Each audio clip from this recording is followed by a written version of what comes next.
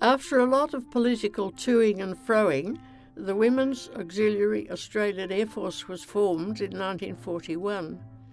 There were 26 women in the first intake, and I was one of these women. WAAAF numbers began at 90,000. My number was 90,007, so in a way I was the original 007. Those of us who were typists were taken to Laverton Air Force Base to learn how to use teleprinter machines. Teleprinters were used to send and receive typed messages over a landline.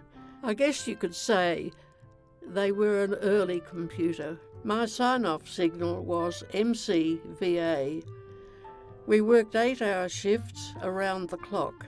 Morning shift from 7:30 a.m. to 4:30 p.m. Afternoon shift from 4:30 p.m. to 11:30 p.m. Night shift from 11:30 p.m. to 7:30 a.m. Some of the girls had a lot of trouble working shifts. They couldn't adjust to the different eating times. Some suffered quite badly with nausea and lack of sleep. I slept through the noise of army tanks being driven down Hampton Street outside our home.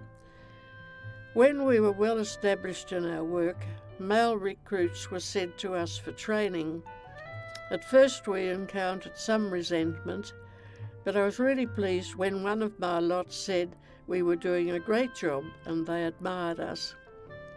After about 3 years, I found that shift work got the better of me and I suffered a nervous breakdown. After a period of hospitalisation, I was discharged straight from hospital back onto my shift when I broke down again. The medical officer then offered me either a medical discharge or a remustering. I chose to be remustered and worked from then on as a clerk general, which meant day shifts only. My son Michael, aged 17, joined the army during peacetime. When we went to war in Vietnam, he served there twice and came home like so many Viet vets, unable to fit into a society that shunned him. He was eventually invited to join the Dandenong RSL to take part in a march to commemorate the role they played in the Vietnam War. We got the family together and put on our medals, but at the last minute, Michael got cold feet and didn't want to go, so I quietly said to him, "I will hold your hand."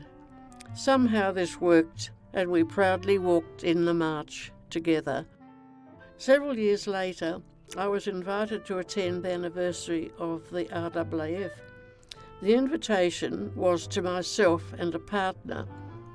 I thought hard about who to invite to be my partner, so I emailed a copy of the invitation to Michael with the words, "Will you hold my hand?" And he did. MCVA.